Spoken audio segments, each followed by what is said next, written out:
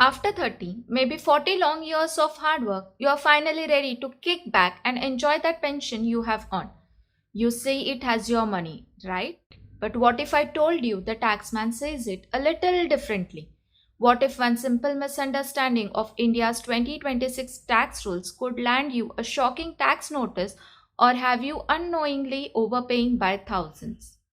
It is a scary thought, but it is a reality for many pensioners who are not up to speed on the tax rules for their retirement income. The loss can be a maze, and a simple small slip up can be costly. I am going to break down exactly what you must know about how your pension is taxed in 2026. We will go step by step so you can understand the rules, make the right moves, and most importantly, keep more of your money in your pocket. Section 1. The first big question: is all pension taxable? So let us get right to it. Is your pension even taxable? The short answer is yes. The Income Tax Act treats pension income a lot like salary, but here is where it gets interesting and where you get a chance to save. The tax you pay really depends on how you get your pension. The tax department splits pension into two types: uncommuted and commuted. Getting this difference is the absolute first step to mastering your retirement taxes. Uncommuted pension. This is the regular payment you get usually every month. Just think of it as your monthly retirement salary. This part is simple. Your uncommuted pension is fully taxable based on your income tax slab. There is no getting around tax on this monthly income. It is added to your total income for the year and you are taxed on it. Commuted pension. Now this is where it gets good. Commuting your pension makes you choose a chunk of it as a lump sum payment right when you retire. For example, you might take 40% of your total pension savings in one go.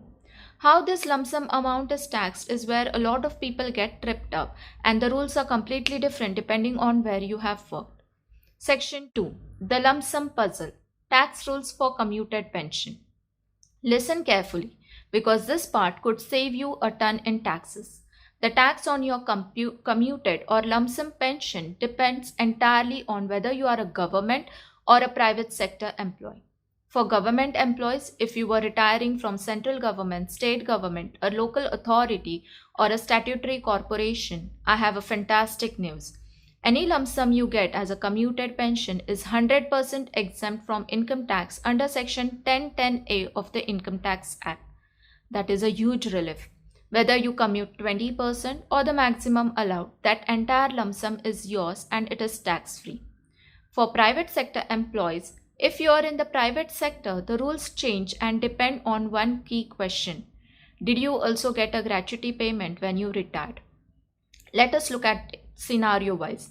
Scenario 1. You get gratuity. If you receive gratuity with your pension, then 1/3 of the total pension you could have commuted is tax-free. The rest gets added to your income and taxed. Scenario 2. You do not get gratuity. If there is no gratuity, this tax break is better. In this case, 1/2 of the total pension you could have commuted is exempt from tax. The rest is taxable. Let us make that real with a quick example. Say you are a private sector employee who also got gratuity. You decided to commute 10 lakhs, which was 50% of your total pension. To figure out the exemption, the tax department looks at the full amount. If 10 lakhs is 50%, full amount is 20 lakhs. Since you got gratuity, 1/3 of that 20 lakhs, which is above 6.67 lakhs, is tax-free. The other 3.3 lakhs from your commutation gets added to your taxable income for that year. This is a classic tripwire. Getting this calculation wrong could mean you're either underreporting your income and risk a notice or overpay tax by not claiming the right exemption. Section 3. Old versus new regime. Your most important choice in 2026. For the financial year 25-26, you still get to choose between two tax systems, the old and the new tax regime. For a pensioner, this is not a small choice. It can change your tax bill by tens of thousands of rupees. The new tax regime is now the default. If you do not actively pick one, you will be put in it automatically. It offers lower tax rate but strips away most of your go-to deduction. The old regime has higher rates but lets you claim a whole bunch of deduction. Here is what that means for a senior citizen pensioner age 60 or more. The old tax regime. The power of deduction. This is often the winner for anyone with tax saving investment. Higher basic exemption. The first 3 lakhs of your income is totally tax free. If you are a super senior citizen above 80 years, that goes up to rupees 5 lakh. Standard deduction. You get a flat 50,000 as a standard deduction on your pension income. Section 80C, claim up to rupees 1,50,000 for investment in senior citizen savings scheme, 5-year tax saver FD, life insurance and more. Section 80D, claim up to rupees 50,000 for health insurance premium. Section 80D, claim up to rupees 50,000 for a health insurance premium. Section 80TTB, a huge win for pensioners. This lets senior citizens claim a deduction of up to rupees 50,000 on interest income from saving account and fixed deposit. This is a major benefit since many retirees live on interest income. The new tax regime is simple with lower rates. This regime is all about simplicity. Lower tax rates. The slab rates are generally lower, though the structure may differ from the old regime. Standard deduction of rupees 50,000 on pension income is also available here, which is a key recent update. Some proposals suggest an increase to rupees 75,000, but as of now it is rupees 50,000. The catch: you lose out on most deduction. You cannot claim your ATC, ATD, all important ATTTB for interest income. Higher rebate. Thanks to a high tax rebate, income up to rupees 7 lakhs can become effectively tax-free for many in new regime. So which one do you choose? There is no single right answer.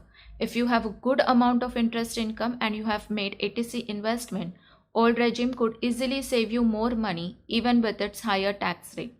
Do not just assume new regime is better. You have to sit down, use an online tax calculator and run the numbers for both. Section 4. Family pension. A key detail to know. Family pension is what a legal heir gets after an employee's death. It is important to know this is not taxed as salary but as income from other sources. And there is actually a crucial deduction here. On family pension, you are allowed a standard deduction of 1/3 of pension or 15,000, whichever is lower. While there have been discussion about changes, especially under the new regime, this established deduction under old regime is what you can reliably plan for. Section 5. Beyond your pension. Tax on other retirement funds. Your retirement money might come from more than just a pension, and let us do a quick check on other income sources. National Pension System. When you retire, you can withdraw up to 60% of your NPS savings as a tax-free lump sum. Other 40% has to be used to buy an annuity, which then pays you a regular taxable pension. Recent rule changes have made NPS more flexible, but the core tax treatment of 60-40 split remains. Employee Provident Fund. If you withdraw your EPF money after 5 years of continuous service, the whole amount, including interest, is tax-free. It is one of the best tax-free retirement tools in India. Gratuity. For government employees, gratuity is fully tax-exempt. For private sector employees covered by the Payment of Gratuity Act, it is tax-free up to 20 lakhs. Knowing what is taxed and what is not is a key to smart financial planning. Section 6. Your action plan to avoid a tax notice. So how do you use all this to stay on right side of the tax department?